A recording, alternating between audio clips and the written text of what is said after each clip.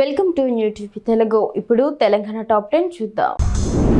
నిజామాబాద్ జిల్లా వన్ నుండి బడా బహాడ్ వెళ్లే రోడ్లో భక్తుల సౌకర్యార్థం ఏర్పాటు చేసిన కమాండ్ కొన్ని నెలల క్రితం పైపులు విరిగిపోయి పడిపోవడంతో తొలగించబడింది.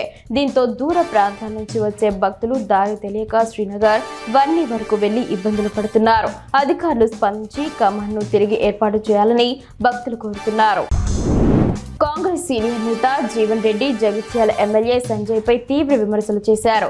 ఇప్పుడు తనను మానసికంగా హింసిస్తున్నారని ఆయన ఆరోపించారు.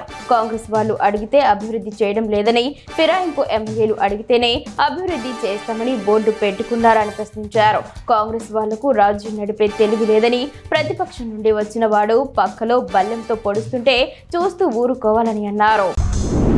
వనపర్తి జిల్లా కేంద్రంలో నకిలీ ఇంటి పత్రాలు సృష్టించి 41.40 లక్షల రూపాయలు మోసం చేసిన ఇద్దరు వ్యక్తులను పోలీసులు అరెస్టు చేశారు. మదనాపురం మండల కేంద్రానికి చెందిన వాకిటి మోహన్ కు 2024లో ఒక ఇంటిని నకిలీ పత్రాలతో విక్రయించారు. డబ్బులు తీసుకుని రిజిస్ట్రేషన్ చేయకపోవడంతో మోసపోయాడని సెప్టెంబర్ 15న బాధితుడు ఫిర్యాదు చేయగా పోలీసులు విచారణ జరిపి బి రాకేష్, శివశంకర్లను అరెస్టు చేసినట్లు సిఐ కృష్ణ తెలిపారు. జోగులాంబ గద్వాల జిల్లా అలంపూర్ నియోజకవర్గం ఐజా మండలం పులికల్ గ్రామంలోని ఆర్ఎన్బి రోడ్డుపై ఏర్పడిన మోకాలి లోతు గుంతలతో వాహనదారులు ఇబ్బందులు పడుతున్నారు. దీనికి స్పందించిన గ్రామ యువత సోమవారం స్వచ్ఛందంగా గ్రావెల్ తో రోడ్డును చదును చేసి ముళ్ల పొదను తొలగించారు. ఈ సేవలను వాహనదారులు ప్రశంసించారు. నిర్మల్ జిల్లా పోలీస్ ప్రధాన కార్యాలయంలోని అమరవీరుల స్తూపం వద్ద విధి నిర్వహణలో అసువులు బాసిన పోలీస్ అమరవీరులకు జిల్లా ఎస్పీ డాక్టర్ జానకి షర్మిల ఘన నివాళులర్పించారు. శాంతియుత సమాజమే పోలీసుల లక్ష్యమని, విధి నిర్వహణలో ప్రాణాలర్పించి అమరులైన పోలీసు త్యాగాలు వెలకట్టలేనివని ఆమె అన్నారు. ప్రభుత్వం ప్రతి ఏటా అక్టోబర్ 21న పోలీస్ అమరవీరుల సంస్మరణ వేడుకలను నిర్వహిస్తుందని తెలిపారు.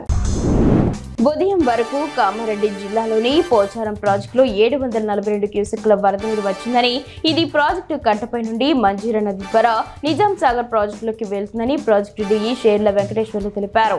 1.820 టీఎంసీల సామర్థ్యం గల ప్రాజెక్టులోకి ఈసారి 28.496 టీఎంసీల వరద వచ్చి అందులో 26.38 టీఎంసీల నీరు నిజాం సాగర్లోకి వెళ్లింది. ఇది రికార్డ్ బ్రేకింగ్ అని ఆయన పేర్కొన్నారు.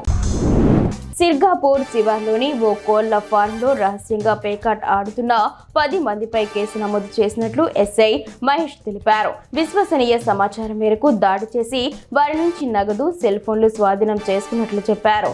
వీరిని కోర్టులో హాజరుపరుస్తామని తెలిపారు.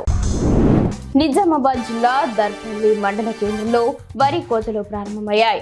దర్పల్లి సొసైటీ పరిధిలోని వరి కొనుగోలు కేంద్రం వద్ద తన 3 ఎకరాల వరి ధాన్యాన్ని ఆరబెట్టిన రైతు తారాచంద్ నాయక్ అకస్మాత్తుగా కురిసిన భారీ వర్షానికి సుమారు 2 ట్రాక్టర్ల ధాన్యం కొట్టుకుపోవడంతో కన్నీరు మున్నీరయ్యారు. హోర్నాజీపేటకు చెందిన తారాచంద్ నాయక్ దర్పల్లిలో కొనుగోలు కేంద్రానికి ధాన్యం తీసుకొచ్చినట్లు తెలిసిందే. వన్నీ మండల కేంద్రాన్ని దట్టమైన పొగమంచు కమ్మేసింది. ఉదయం 7 గంటలు దాటినప్పటికీ పొగమంచు తగ్గకపోవడంతో వాహనదారులు ఇబ్బందులు ఎదుర్కొంటున్నారు. చలితో పాటు పొగమంచు కారణంగా ప్రజలు బయటకు రావడానికి జంకుతున్నారు. వరి ధాన్యం కోసి ఆరబెట్టిన రైతులకు ఇది మరింత కష్టంగా మారింది. పగటిపూట ఎండలో ఆరబెట్టిన వడ్లు పొగమంచు వల్ల మళ్లీ తేమగా మారుతాయని రైతులు ఆందోళన వ్యక్తం చేస్తున్నారు. ఆదిలాబాద్ లోని పరేడ్ మైదానంలో పోలీస్ అమరవీరుల దినోత్సవాన్ని నిర్వహించారు. ఈ కార్యక్రమంలో జిల్లా ప్రధాన న్యాయమూర్తి Prabhakar Rao, collector Rajasesha, SP Akhil Mahajan, Boath MLA Anil Jadhav, జిల్లా అధికారులు పాల్గొన్నారు. విధి నిర్వహణలో అమరులైన పోలీసుల స్తూపానికి పూలమాలలు వేసి నివాళులర్పించారు. దేశవ్యాప్తంగా చనిపోయిన పోలీసుల పేర్లను ప్రకటించారు.